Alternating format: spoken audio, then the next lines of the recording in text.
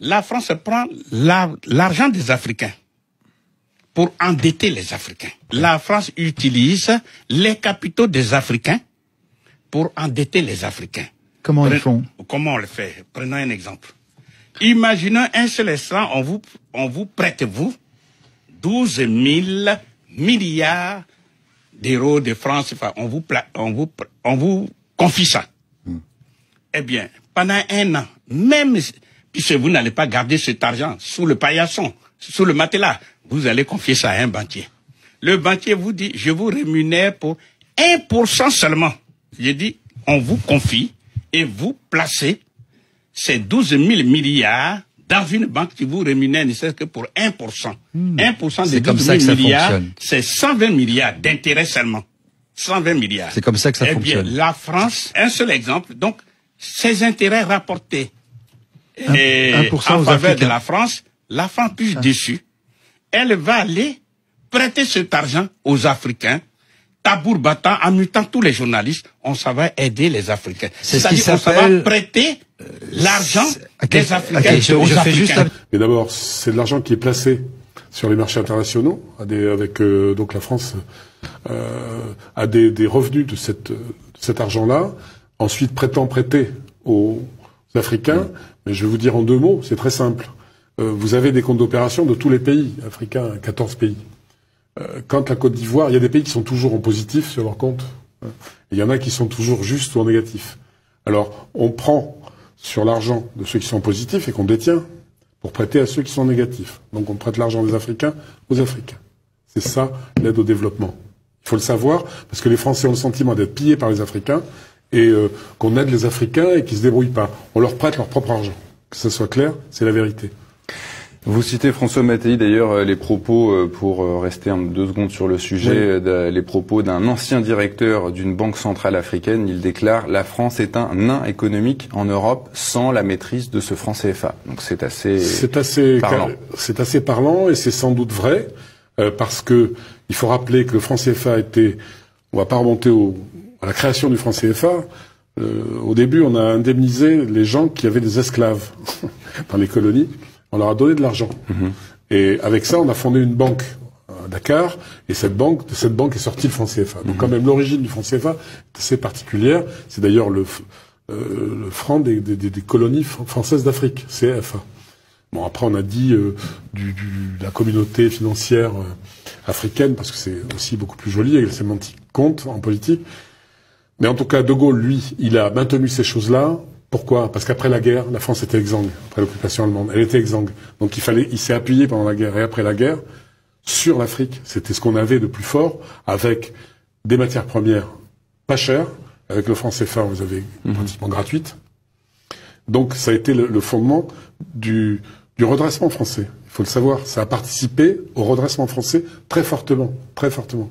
Donc si on le perd, avec tout ce que ça comporte, je vais donner un exemple. Quand il y a un pays comme le Nigeria qui a une monnaie qui fluctue, il y a beaucoup de compagnies d'aviation qui s'en sont retirées parce que leurs dividendes avaient fondu.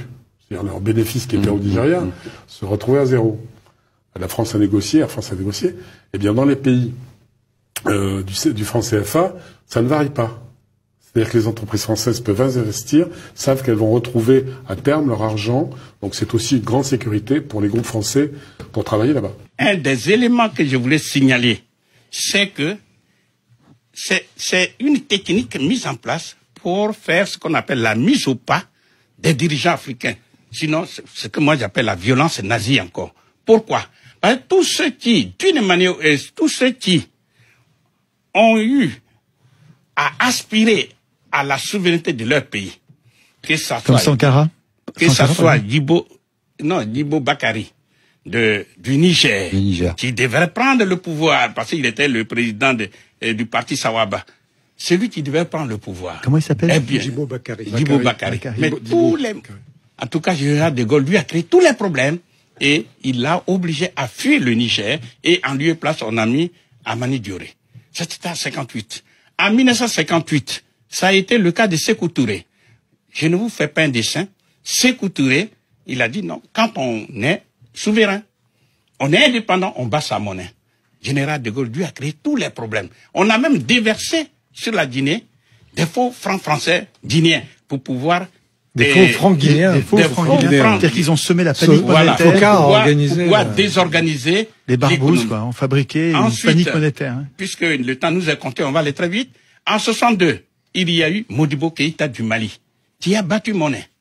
Eh bien, toutes les tracasseries, tous les ennuis lui ont été créés, avec même la complicité de certains dirigeants africains sur lesquels s'appuyait la France, mais je ne vais pas les citer volontairement. Eh bien, à la fin des fins, Modibo Keïta a été arrêté, mis en prison, empoisonné et mort en prison. Ah ben oui.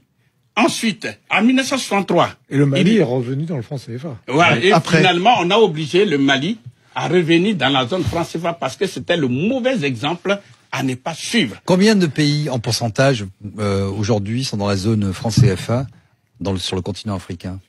Non, il y en a 15. Ce sont ces 15 dont nous parlons. 15. Ensuite, essentiellement en Afrique de l'Ouest. En Afrique de l'Ouest et en Afrique centrale. Et en Afrique centrale. Vous retrouverez tous ces exemples dans ce livre qui est passionnant. Hein. On les présentera à la fin. En 1963, il y a eu Sylvanus Olympio du Togo. Le 15 janvier 1963, il devait mettre sur la place publique la monnaie du Togo. Eh bien, 2 jours avant, c'est-à-dire le 13 janvier 1963, il a été assassiné. Parce que justement, il veut battre monnaie. Après, il y a eu, en 1975, il y a eu Ngueta Tombalbaye du Tchad. Eh bien, parce qu'il voulait battre monnaie, il a été bombardé par l'armée française, par les bombes françaises, et il est mort dans son palais. Ensuite, vous connaissez l'histoire de, comment on appelle, Kadhafi.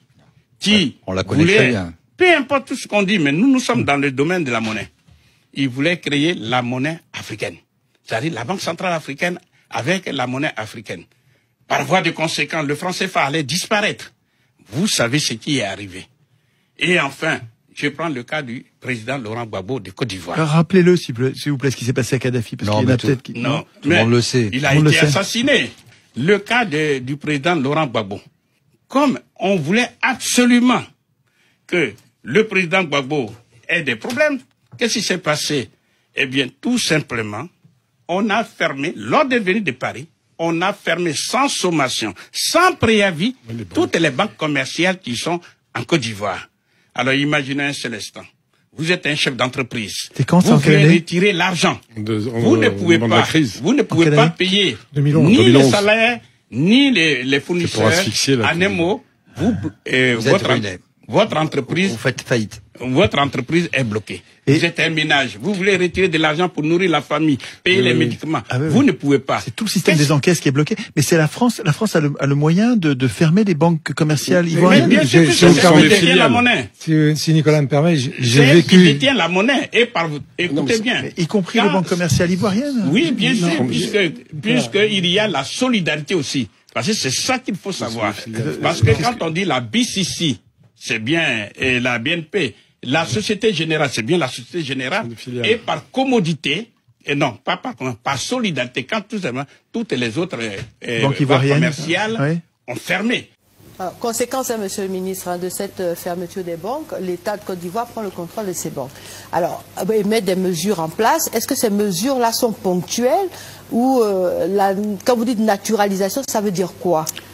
Qu'est-ce qu'on fait? D'abord, on n'a jamais utilisé le terme naturalisation. Nationalisation. On a pris ni nationalisation.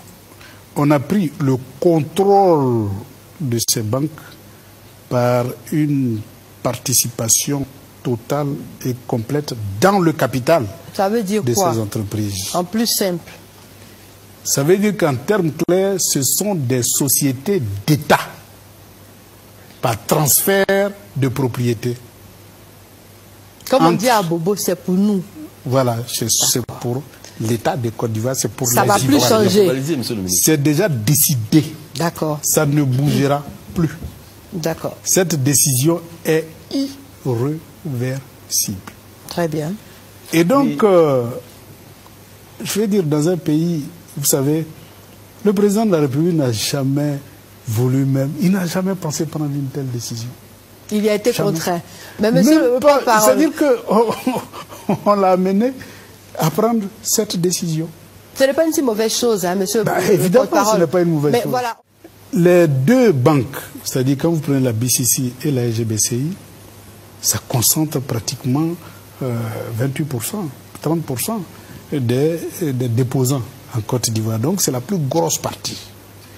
Qui peut le plus en quelque temps, peut le moins en, je dis, 10 fois moins de temps.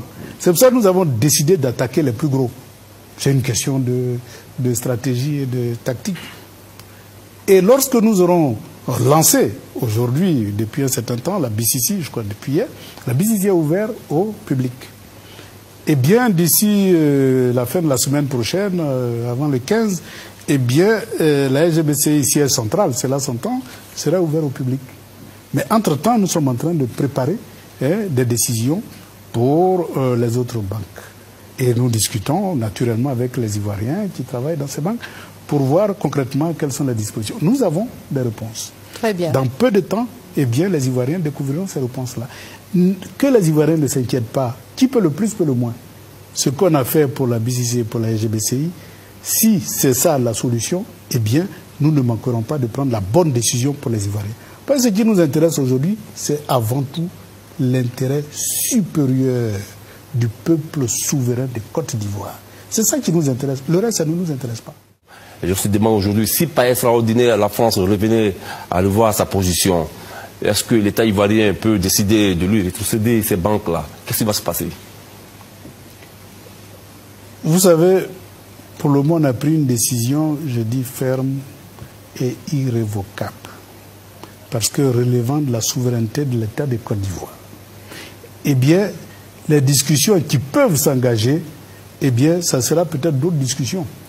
Mais le préjudice que le peuple de Côte d'Ivoire a subi, il y avait des Ivoiriens qui avaient des parents à l'hôpital, qui ne pouvaient plus prendre de l'argent. Il y avait des Ivoiriens qui avaient tout leur argent dans ces banques, qui n'avaient même pas